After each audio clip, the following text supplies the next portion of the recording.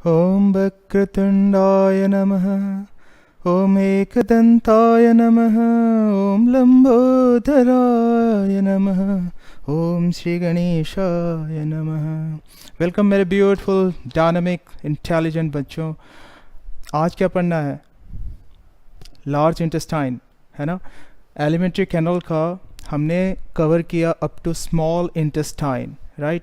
Small intestine यानी duodenum, jejunum and ileum. Now this is the class for large intestine.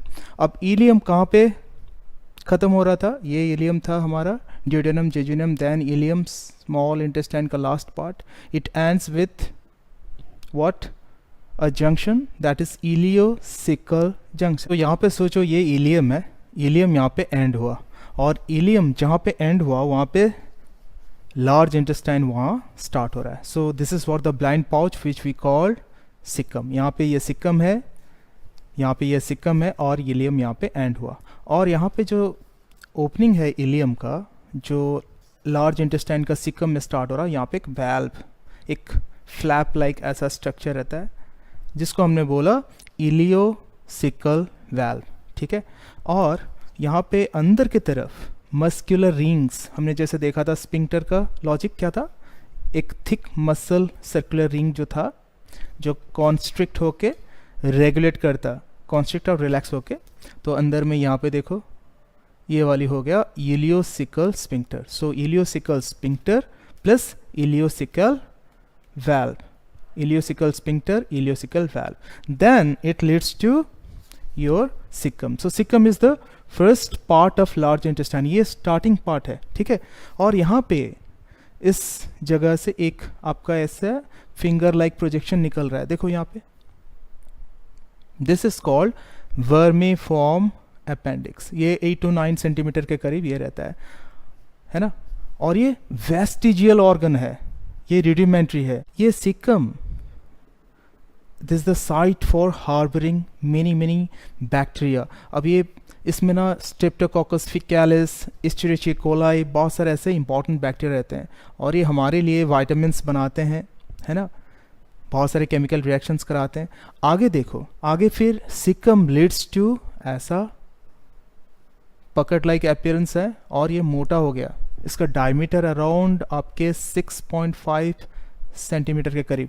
क्योंकि diameter ज़्यादा है उसके लिए इसको हम लोग बोलते हैं लार्ज इंटेस्टाइन। यूँ तो स्मॉल इंटेस्टाइन काफ़ी लंबा रहता है ना, 6 मीटर के करीब हम देख चुके हैं, बट ये लार्ज इंटेस्टाइन आपके अराउंड 1.5 मीटर के करीब रहता है, या फिर 150 सेंटीमीटर हम लोग बोल सकते हैं। And out of that 150 centimetre देखो सिक्कम से स्टार्ट हो रहा है, ये ऊपर की तरफ जा रहा है। This is called ascending colon, ठीक है। तो यूं कुछ हम इसको फील कराएंगे, ये है असेंडिंग कॉलन, ऊपर जा रहा है। देन ट्रांसवर्स कॉलन, देखो ट्रांसवर्स कॉलन, ये मोटा पाइप इस तरह से जा रहा है, ट्रांसवर्स इस तरह से हमारा रहता है ट्रांसवर्स। असेंडिंग कॉलन ऊपर उठ रहा है, then transverse colon, transverse colon.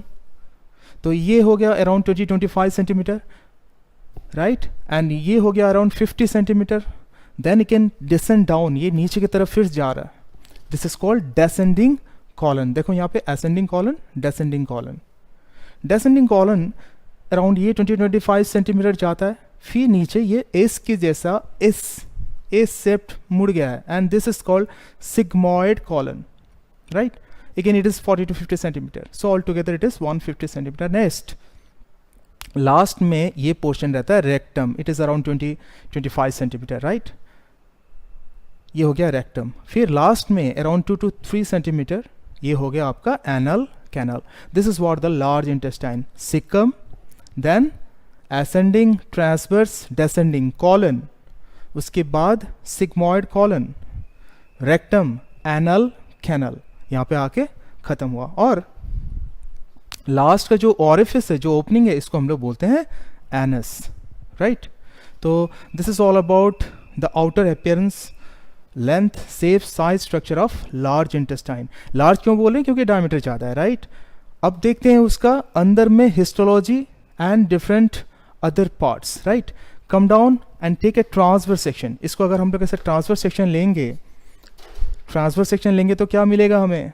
As usual you know the 4 basic layers, अगर इसको हम लोग फील करेंगे, ऑलरेडी हम लोग देख चुके हैं स्टोमैक में, स्मॉल इंटेस्टाइन, डियोडेनम, जेजुनम, इलियम, हर जगह पे हम लोग देख चुके हैं। अब ये लार्ज इंटेस्टाइन की बारी है। So taking a transverse section, the outer layer is what? Serosa. Outer layer is serosa. Serosa के बाद मस्क्युलरिस मिकोसा। देखो यहाँ पे बड़ा करके हम लोग देख रहे हैं आउटर सेरोसा। बट रिमेंबर, जब आगे की तरफ जाएंगे कॉलन और रेक्टम, एनल, कैनल, यहाँ पे ये रेक्टम, एनल, कैनल की तरफ क्या हो रहा है? It is modified to adventitia like your oesophagus. Adventitia, oesophagus का प्लीज देखना, वहाँ पे एडवेंटिशिया मैंने जिक्र किया हुआ है। Then the muscular layer, muscularis externa.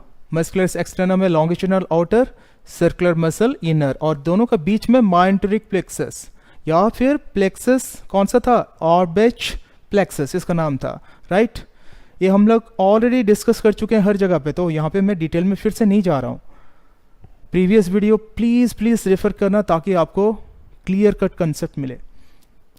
Next आपका submucosa. This is the connective tissue of submucosa. यहाँ पे लिम्फॉइड टिश्यू मिलते हैं, आपके ब्लड वेसल्स मिलते हैं, नर्व्स मिलते हैं, और एक नर्व का नेटवर्क जिसको हम लोग बोलते हैं Meissner plexus. It's a characteristic feature of submucosa.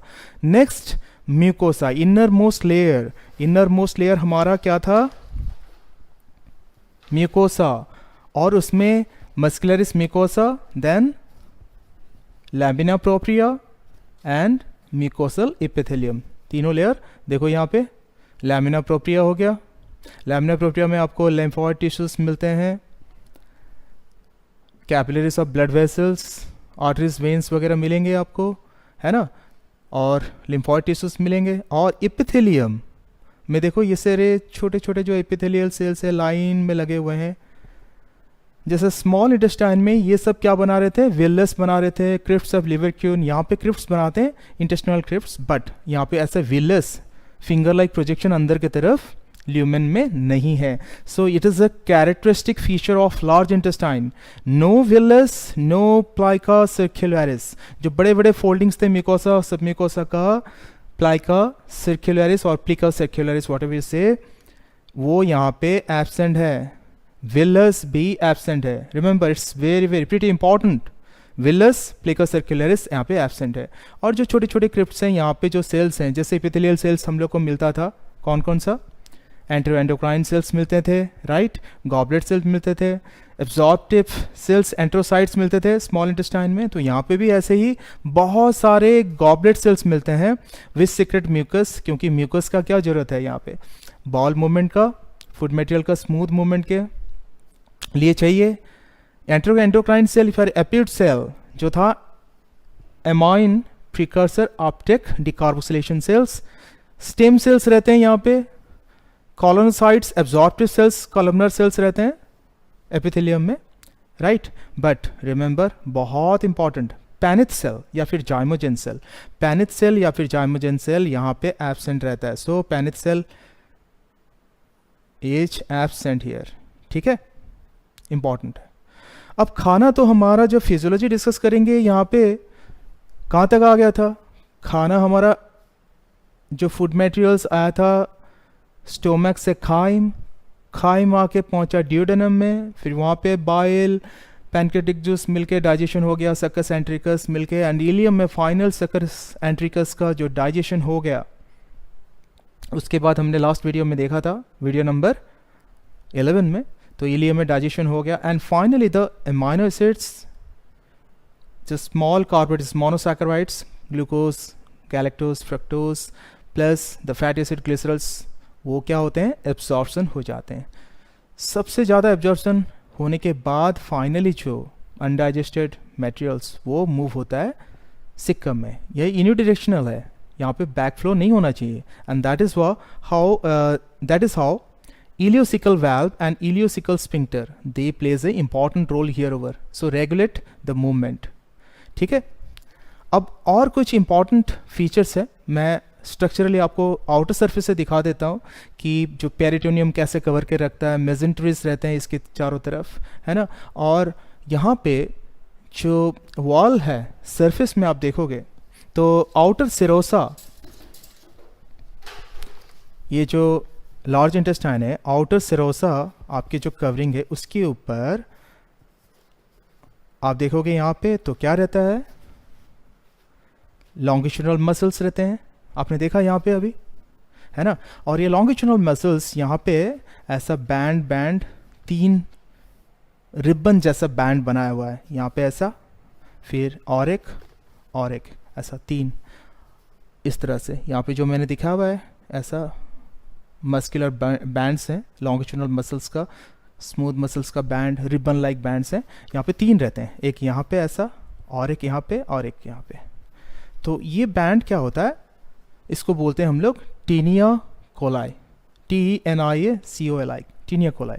और ये मसल जब कॉन्ट्रैक्ट होते हैं तो यहाँ पे ना ऐसा कॉन्ट्रैक्ट होता है, अब ऐसा कॉन्ट्रैक्ट होता है तो यहाँ पे ना क्या होता है, पॉच लाइक स्ट्रक्चर मिलता है, पॉकेट लाइक स्ट्रक्चर्स, और जिसको हम लोग बोलते हैं हॉस्ट्रा। यहाँ पे देखो, ये एक मैंने दिखा है यहाँ पे, ये सो यहाँ पे कॉन्स्ट्रिक्ट हुआ, यहाँ पे कॉन्स्ट्रिक्ट हुआ, बीच में जहाँ पे कॉन्स्ट्रिक्ट हुआ तो यहाँ पे एक पॉकेट लाइक ऐसा स्ट्रक्चर बन गया, right, and this is known as haustra, ये पॉकेट लाइक स्ट्रक्चर। इसमें खासियत क्या है कि जब बॉल मूवमेंट होता है या फिर आपके जो food materials, undigested food material जाते हैं, स्लोली यहाँ पे मूव करते करते पेरिस्टाल्टिक मूवमेंट में जाता है, और इसके दौरान क्या होता है, it gives a surface area for the absorption of water and electrolytes and other vitamins, तो कि ब्लड में, मतलब यहाँ पे लैमिना प्रोप्रिया है, लैमिना प्रोप्रिया के अंदर ब्लड वेसल्स है, तो यहाँ से ल्यूमेन से यहाँ पे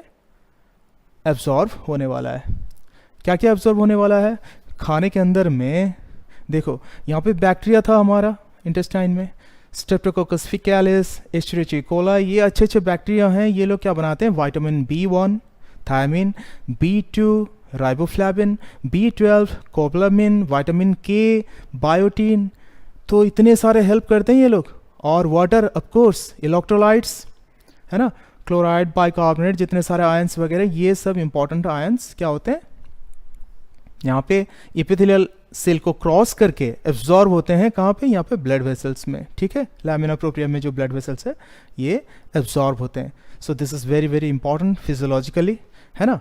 तो it helps in the smooth movement of the bowel, and of course उसके बाद एब्जॉर्प्शन के बाद जो अनडाइजेस्टेड फूड मटेरियल आगे जाएगा वो क्या कहलाएगा, फीकल मैटर या फीसिस, है ना, जो स्टूल हम डेली मॉर्निंग में डिस्चार्ज करेंगे, है ना, तो ये फीकल मैटर यहाँ पे आता है। Then it moves to the rectum, so rectum is a what, temporary storehouse of this.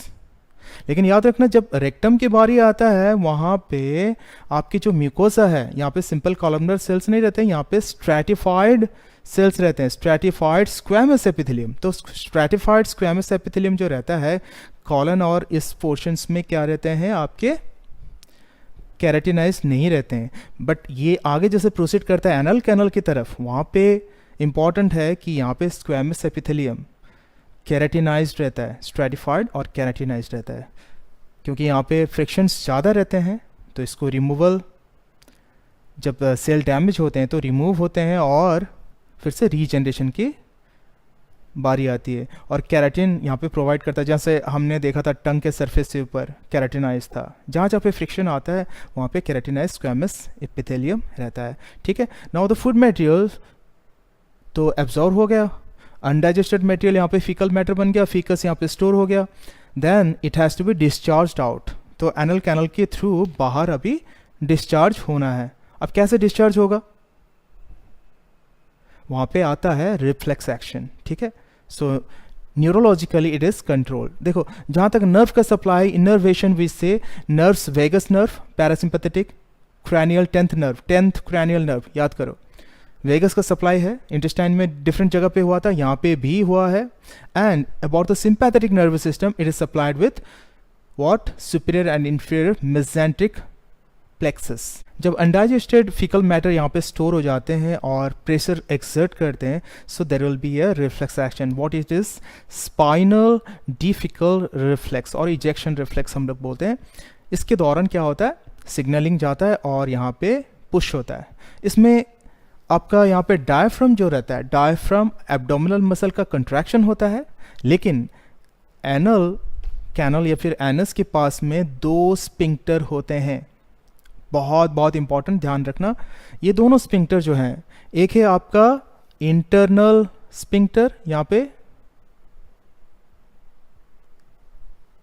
है ना, और एक यहाँ पे रेड में जो मैंने दिखाया है ये आपके है एक्सटर्नल स्पिंक्टर। इंटरनल स्पिंक्टर क्या होना है, उसको रिलैक्स होना है ताकि इजेशन हो, अनडाइजेस्टेड मटेरियल फीकल मैटर क्या होगा, बाहर निकलेगा, तो इसका रिलैक्सेशन चाहिए। It is involuntary in nature, ठीक है, इंटरनल स्पिंक्टर। और एक्सटर्नल स्पिंक्टर जो है वो है आपका स्केलेटल मसल्स या वॉलंटरी। तभी तो हम लोग क्या करते हैं, जब हमें ज़्यादा प्रेशर आता है, मोशन आता है, हम लोग इसको रोक के रख सकते हैं एक्सटर्नल स्पिंक्टर में। लेकिन इंटरनल स्पिंक्टर ये इनवॉलंटरी है, हमारा कंट्रोल में नहीं है। बट एक्सटर्नल बाहर का जो है वो स्केलेटल है, वॉलंटरी नेचर। हम लोग कुछ हद तक इसको स्टोर मतलब कुछ हद तक कॉन्ट्रैक्ट करके रख सकते हैं, राइट।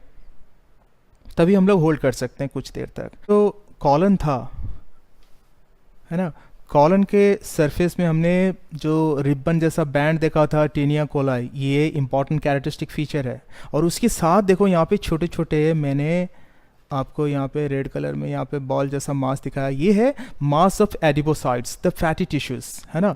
इसको हम लोग बोलते हैं एपेंडिसिस एपिप्लॉयके या फिर ओमेंटल एपेंडिसिस बोलते हैं। तो जो सेरोसा है, सेरोसा के ऊपर में ये फैटी टिश्यू छोटे छोटे बैलून की तरह लगे हुए रहते हैं। Is a important characteristic feature. फिर और एक इंपॉर्टेंट फिजियोलॉजिकल एस्पेक्ट मैं बता रहा हूँ आप लोग को, यहाँ पे ध्यान रखना, इट्स वेरी इंपॉर्टेंट। हीमोग्लोबिन जब लीवर में आता है, वहाँ पे केमिकल रिएक्शंस होते हैं, डैमेज होता है, ब्रेकडाउन होता है, और उसके बाद हमारा बिलीरुबिन, बिलीवर्डिन ये बनता था, जो कि बाइल पिगमेंट्स की तरह हम लोग देखते थे बाइल में। फिर इसके जो ब्रेकडाउन के दौरान यूरोक्रोम करके एक पिगमेंट बनता है, जो कि ब्लड में एब्जॉर्ब हो जाता है यहाँ पे लार्ज इंटेस्टाइन में, और when it goes to kidney it is getting excreted in the urine, so that is how the urine colour gets yellow in nature. One more thing, hemoglobin breakdown forms urobilinogen and stercobilinogen. ये दो chemical compounds pigments बनाता है, and under oxidation होने के बाद they form urobilin, stercobilin, और ये दोनों पिगमेंट्स आपके लार्ज इंटेस्टाइन में रहते हैं। And finally when the faecal matter comes out, जब फीकस हमारा रेक्टम से बाहर आता है, नॉर्मली फीकल मैटर का कलर कैसे रहता है, येलोइश डार्क ब्राउन कलर, ऐसा कुछ, and this colour is provided by this urobilin and stercobilin, right. This important, ये कभी एंट्रांस में आया हुआ था ये क्वेश्चंस, तो उसके लिए मैंने जिक्र किया यहाँ पे। And regarding the diseases, different conditions, 3 important disease का नाम मैं यहाँ पे 3 इंपॉर्टेंट डिजीजेस का नाम लूँगा यहाँ पे। आपके appendicitis, inflammation of this vermiform appendix, कभी कभी इसमें इन्फ्लामेशन होता है, इन्फ्लामेशन के दौरान ये बहुत पेनफुल सिचुएशन रहता है और उसको ऑपरेशन करके निकाल देते हैं, and the process is known as appendectomy. Appendectomy करके काट के उड़ा देते हैं। One more disease is ulcerative colitis, itis लगेगा तो इन्फ्लेमेशन, तो अल्सरेशन होता है, may be because of infection, may be because of other things, बहुत सारे रीजंस हैं। अल्सरेटिव कोलाइटिस होता है, कोलन में इन्फेक्शंस होते हैं, इन्फ्लेमेशन होता है और रेडनेस आता है, स्वेलिंग आता है, अंदर का इंटरनल ब्लीडिंग भी कभी होता है। One more is haemorrhoids. Haemorrhoids it's a very important one, जो हमारा रेक्टम एंड एनल कैनल जो है, रेक्टम एनल कैनल, यहाँ पे जो बड़े बड़े ब्लड वेसल्स होते हैं ना, ये सोलन होके ऐसा बॉल लाइक मासेस बन जाते हैं। नॉर्मली वी से पाइल्स और हेमरॉइड्स, तो इसका ब्लीडिंग भी होता है, इंटरनली या एक्सटर्नली बाहर भी निकल आता है ये। It's a critical condition sometimes. Anal column is, देखो एनल कॉलम क्या होता है, कॉलम मतलब लॉन्गिट्यूडनल कुछ फोल्ड्स को लंबाई में जब कॉलम बोलते हैं, राइट। ये सपोज आपका एनल कैनल है, तो यहाँ पे प्लाइका सर्कुलरिस या प्लिका सर्कुलरिस हम लोग बोल रहे थे, सर्कुलर फोल्ड्स, वैसे लॉन्गिट्यूडनल रहेगा तो एनल कॉलम बोलते हैं। तो एनल कैनल में ऐसा एनल कॉलम रहते हैं, right. So it is a longitudinal folding, this is the correct answer. right? Circular folding, no. Villus, no. Both and B, no. Write the correct match. Bad smell of feces, जो fecal matter, जो stool anal canal से निकल जाता है बाहर, उसका normally बदबू आता है. क्यों आता है? The bad smell of feces is because of hydrogen sulphide, ammonia, skatole, indole, ये केमिकल कंपाउंड्स के चलते होता है. ये कैसे फॉर्मेशन होता है? जब स्मॉल पेप्टाइड्स, डाईपेप्टाइड, ट्राईपेप्टाइड कुछ रह जाते हैं, डाइजेशन नहीं होता है अप टू इलियम, तो ये जो बैक्टीरियल फ्लोरा रहता है, हमारा लार्ज इंटेस्टाइन में बैक्टीरिया रहते हैं, ये इसको तोड़ देते हैं और hydrogen sulphide, ammonia, skatole, indole ये सब बनाते हैं. And because of that bad smell comes. So it's A what? Right match, right. Vitamin के, बायोटीन और B1, B12, B2 ये क्या होते हैं? लार्ज इंटेस्टाइन से एब्जॉर्प्शन होते हैं, हमने देखा है यहाँ पे, along with a large amount of water. तो absorption in large intestine, it's a correct match. Haustra, जो कॉलन में हमने देखा था ऐसा फूला फूला सा स्ट्रक्चर, पॉकेट लाइक, जिसको हॉस्ट्रा बोल रहे थे, and that was because of the contraction of taenia coli, जो लॉन्गिट्यूडनल मसल रिबन की तरह, बैंड की तरह था. So haustra is form because of contraction of taenia coli, है ना. ऐसा टीनिया कोलाई ऐसा बैंड था और इसका कंट्रैक्शन के चलते ऐसा पॉकेट लाइक स्ट्रक्चर बन रहा था. This are haustra. So it's a correct. So answer is all of this. Find the wrong statement. अब इसमें गलत क्या है देखना है. Haustra helps in the absorption and smooth bowel movement. इसमें बॉल मूवमेंट सही होता है और वाटर भी एब्जॉर्प्शन हो रहा है. It is a correct statement. It's not a wrong statement. Next, anal canal mucosal epithelium is non keratinized squamous epithelium. देखो जैसे कॉलन से रेक्टम और आगे एनल कैनल जाता है, एनल कैनल में ज़्यादा फ्रिक्शन होता है and because of this the mucosa का अंदर म्यूकोसल एपिथेलियम, वहाँ पे नॉर्मली क्या होता है? कलमनर सेल्स रहते हैं, लेकिन यहाँ पे क्या रहता है? Squamous epithelium. That is also your stratified. So यहाँ पे पर्टिकुलरली एनल कैनल में ज़्यादा फ्रिक्शन होता है एंड इट इज़ कैरेटिनाइज्ड, जो हमने अभी वीडियो में डिस्कस किया हुआ है. तो इट इज़ कैरेटिनाइज्ड, बट यहाँ पे बोला non keratinized. No, it's a wrong statement. So it is our right answer. बाकी देख लेते हैं. Submucosa of large intestine have mass of lymphoid tissue. In submucosa it is correct. Submucosa में lymphoid tissues रहते हैं, लैमिना प्रोप्रिया में भी रहते हैं. देखा था हमने हिस्टोलॉजी में अभी. Plica circularis plica circularis villi and Paneth cells are not found in large intestine. ये करेक्ट हमारा नहीं है. Plica circularis villi Paneth cell mucosal epithelium में, ये स्मॉल इंटेस्टाइन में मिलता है, लार्ज इंटेस्टाइन में नहीं मिलता. ये पर्टिकुलरली एक डिफरेंस है between the small intestine and large intestine. FAIL, fail, it looks very ugly, you know. लेकिन जब उसका मीनिंग हम लोग ऐसा निकालेंगे, FAIL, first attempt in life, तो अटेम्प्ट ले रहे हैं, नीट दिया एक बार दो बार, नहीं हुआ, फिर होगा, डेफिनेटली होगा. First attempt in life, it's not fail, it's attempt. और जो आप मेहनत करोगे और हर फेल्यूर से सीखना है, और स्मार्ट वर्क कैसे करोगे कि जितने सारे फेल्यूर्स होते हैं, क्यों होते हैं? बिकॉज जहाँ पे क्वेश्चंस आते हैं, जिस तरह से क्वेश्चंस आते हैं, ये तो हमें पता नहीं रहता है. लेकिन अगर हम पढ़ने के दौरान इतने क्वेश्चंस बना लेंगे एक्सपर्ट की तरह, जैसे प्रीवियस ईयर क्वेश्चंस में ट्विस्ट करता है उस तरह से, तो कोई बचेगा ही नहीं. इतना फास्ट, उतना एफिशिएंसी हो जाएगा हमारा.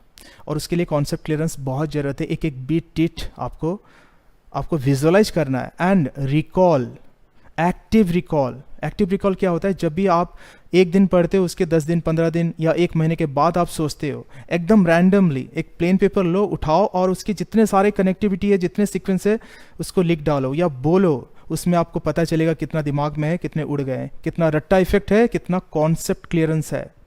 और वहाँ पे क्वेश्चन बनाना चालू करो. जब क्वेश्चन बनाओगे, that is what active recalling. Passive recalling तो जैसे आपको आंखों में दिख रहा है, जैसे देखा है, जैसे सुना है, बट जैसे हर जगह पे क्वेश्चन आप बनाते रहोगे, that is what active recalling. And उसके बाद जरूर आपको सक्सेस मिलेगा. All the best. Please like, share, subscribe. And next video में मिलते हैं. बाकी कुछ वाइटामिन्स, मिनरल्स का क्या रोल है इन डाइजेस्टिव सिस्टम, है ना. और all the best, good luck, जय जगन्नाथ।